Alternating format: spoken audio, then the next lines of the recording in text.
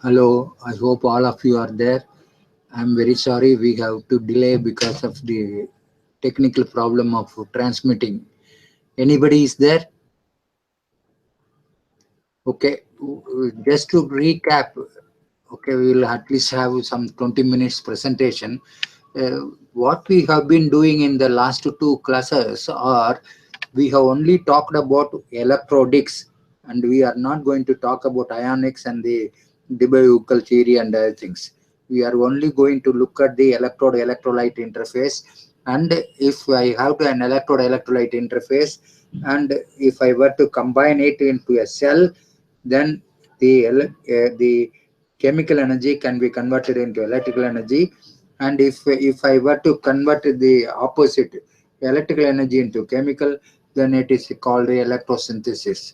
What we are going to do is the chemical energy converted into electrical energy. And when the oxidation takes place, it is called the anode. When the reduction takes place, the cathode. So we have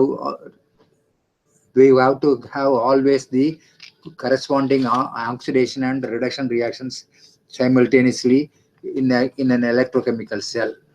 So the cell notation we have seen that an interface is given by a single slash, the salt bridge is given by double slash, and the anode is on the left hand side, cathode is on the right hand side, and the E cell is E cathode minus E anode.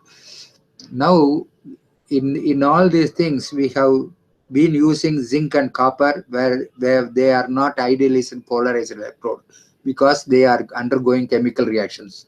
When they are undergoing chemical reactions, zinc dissolves as zinc 2 plus and copper 2 plus is getting deposited as copper 0. That is the cell that we have seen. But what we have seen is ideally polarized electrode. Okay, this is what we have seen as in indicator electrodes in our electrochemistry, mercury and things. What it means is in the potential range in which we are doing, the electrode does not undergo any reaction. Okay, they are only dealing with the electron transfers. Therefore, these are all called ideally polarized electrodes. Now, ideally polarized electrode at which there is no change, no charge transfer across the electrode electrolyte interface over all potential ranges is called ideally polarized electrode. Okay, there should there should not be any exchange of electrons or charge. That is what this means. So next is the behavior of an ideally polarized electrode is no charge transfer possible at the ideally polarized electrolyte interface. The behavior of such an interface when the potential across the electrode is changed resembles that of a plain capacitor. So an ideally polarized electrode follows the standard capacitor equation. Now the standard capacitor equation is the Q, the charge stored in the coulombs. A capacitor is a device where charge is stored. Therefore, the total charge stored in a capacitor is equal to the capacitance in 4 farad multiplied by the potential across the capacitor or ideally polarized electrode. When voltage is applied across an ideally polarized electrode, the electric double layer is charged until equation 6. Okay, the charge, how much charge will be accumulated in the capacitor is obeyed. During charging, charging current flows through the system.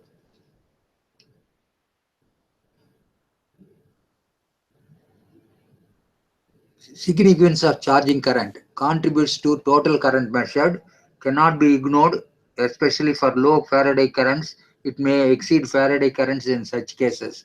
To better understand the effect of charging, we need to examine mathematically the responses of an ideally polarized electrode to various electrochemical stimulus. So now, if I were to take a circuit like this, a capacitor and a resistance in series, okay, model representation of an ideally polarized electrode is this.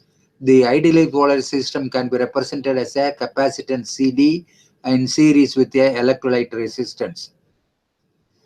The potential step is applied, okay, You will see the what it means. A potential step means some value of the potential. That is, the potential is raised from an initial value to a higher value. If the initial value is 0, it is the potential applied and held at a higher value. Okay. So the double layer is charged, as we have already seen. The double layer equation is the sixth equation. The charge that is stored in the capacitor is the capacitance of that, and then multiplied by the voltage. The applied voltage must equal the sum of the voltage drops across the resistor and the capacitor. Okay, here the voltage drop here plus the voltage drop here is the sum of the voltages. So therefore, E is equal to E right my plus E E resistor plus E capacitor. That is the total voltage drop across the ideally polarized electrode. Applying Ohm's law, the resistor ER is equal to I into R. Okay, I is the current, R is the resistor of the resistance of the EC, the capacitance. The voltage drop across the capacitor is Q by CD. Q is the total charge stored, CD is the capacitance, therefore EC is this. Therefore, the total E is equal to IR plus Q by CD. So the 10th equation is the equation. By definition, current is the rate of flow of charge. I is equal to dq by dt. So equation 10 can be written as I is equal to dq by dt. If you remember, E is this, so therefore minus Q by Rs in CD plus E by Rs. Okay?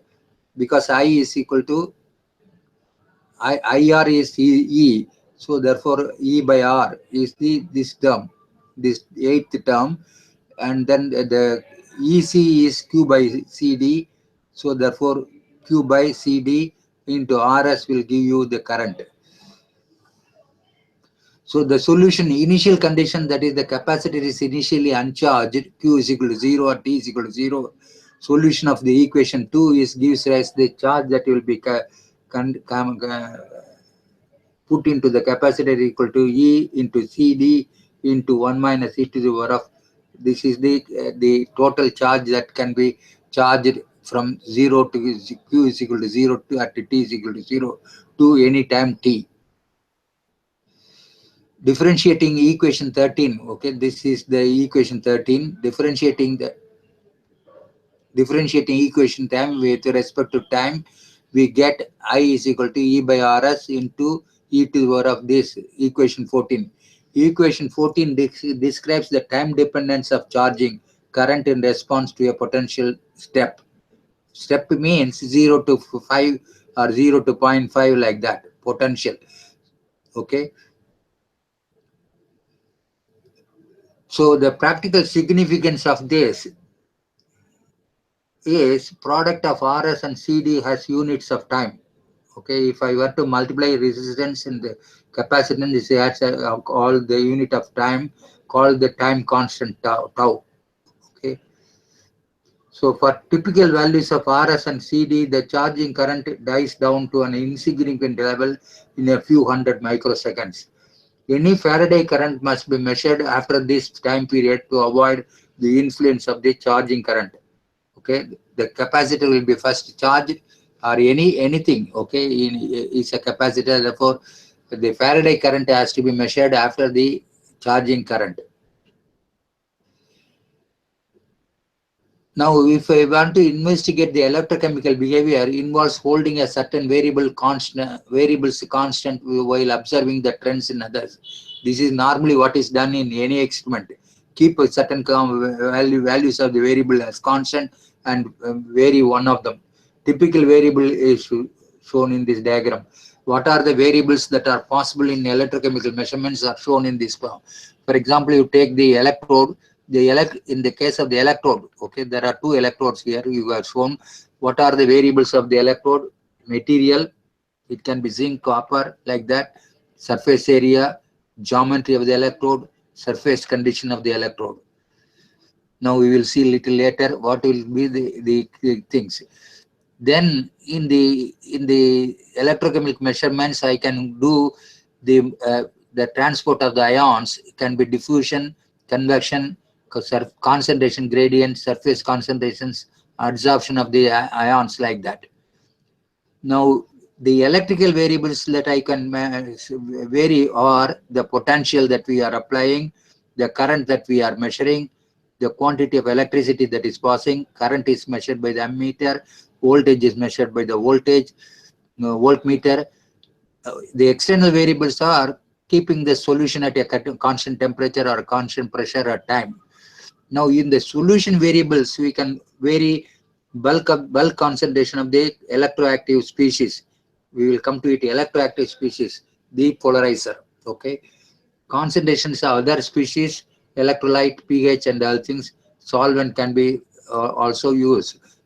We can use non-aqueous solvent or aqueous solvent, because the potential window is dependent upon the type of solvent that we use. So these are the variables that can be considered in the electrochemical measurements. So therefore, there is a limit in the electrochemical measurements, the limits of the variables, but these limits are not a restriction at all. These variables give you all the information that you want to study.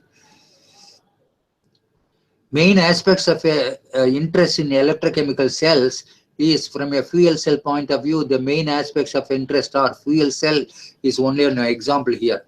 Okay, electrochemical kinetics, the dissolution and the deposition, ionic and electronic resistances in electrolyte, in electrodes, mass transport through the electrodes. These processes are illustrated in the following scheme. Okay, you can see that the adsorption and desorption is shown here. The chemical reactions that are taking place in the solution phase. So mass transfer from the bulk of the solution to the electrode surface.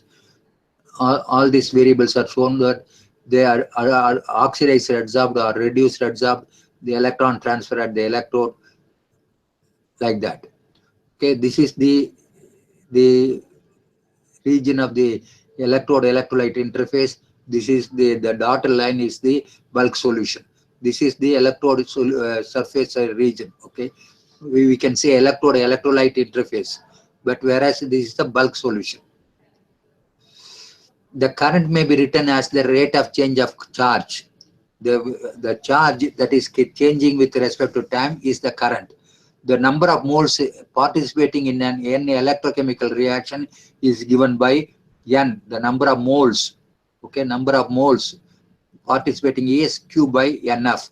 When I pass 1 Faraday, 1 equivalent. N Faraday, it will be molar quantity. So the electrochemical reaction rate can be written as rate is equal to moles per second. Okay, dN by dt. The N is here. N is Q by NF. Please remember that. Q is the charge, N is the number of electrons, F is the Faraday, because Faraday is for equivalent, that is all. So the rate is dN by dt. dN by dt is, if you look at it,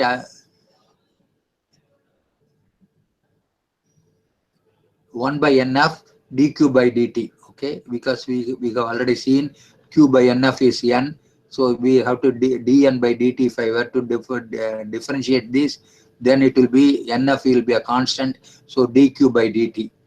So rate will be equal to 1 by I by dq by dt is I. I hope you know dq by dt is I. So therefore I by NF, because NF is a constant, therefore it cannot. It will be a constant, it will not be differentiated. Thus, the current is a direct measure of the rate of electrochemical reaction that is taking place. Now, in electrochemistry, we will be using something else, which is called, sometimes it is convenient to express the quantities as a flux instead of the concentration. Dividing the rate, okay, equation 17, okay. Rate is equal to I by NF. So, dividing the rate by the active area of the electrode, we get flux. Okay, this is the Carmel saying. So therefore, J is the current moles per centimeter per second. So I by NF into A. A is the area of the electrode. Replacing I by A by I is the current density per unit area. We get flux will be equal to I by N of A is equal to the current flowing by NF. Okay. So polarization and over voltage. This is a difficult concept. You have to understand them. We'll have occasions to restate them.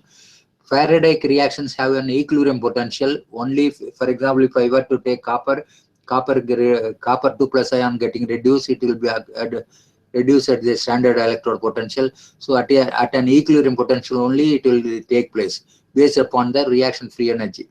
On passing Faraday current, the potential shifts from this equilibrium potential. This shift is termed as the polarization. Extent of shift is measured by the over potential. Over potential is the potential applied minus the equilibrium potential. Polarization curves. Information about the Faraday reaction is gained by determining the current as a function of potential or vice versa. In the electrochemistry, what we are mainly measuring is current as a function of potential. That is all.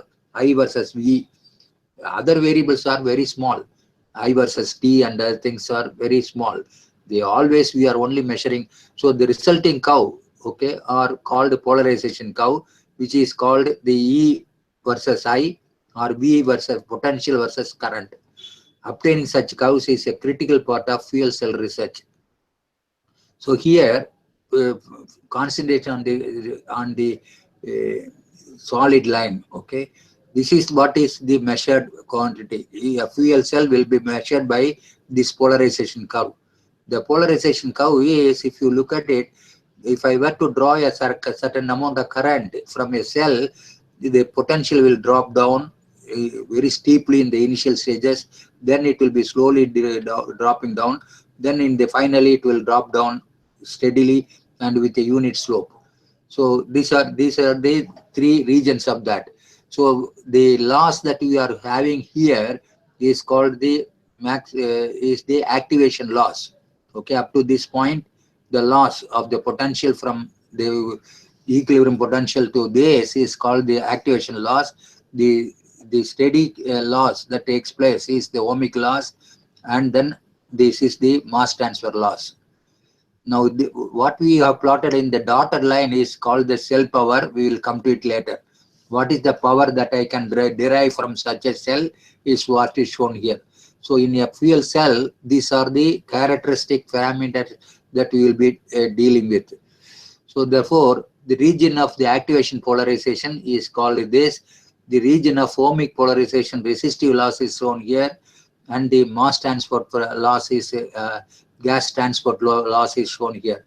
So the total loss is this is the ideal potential 1.23 volts, but what you are deriving is nearly 0.8 volt or something. So the total loss is 1.23 minus 8 volts. So now the losses, how they are appearing as a function of current density is what is shown here. So now you can see membrane internal resistance loss is, and the anodic loss are linearly varying, whereas the cathode loss is initially very large, but afterwards it is very small. So therefore, this is the loss. The red curves are plotted on the y-axis on the right hand side.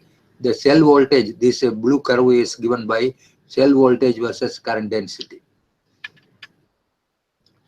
So types of resistance that we are having is electronic resistance due to the electronic current through the electrodes and the external circuit can be minimized by using electron conducting materials.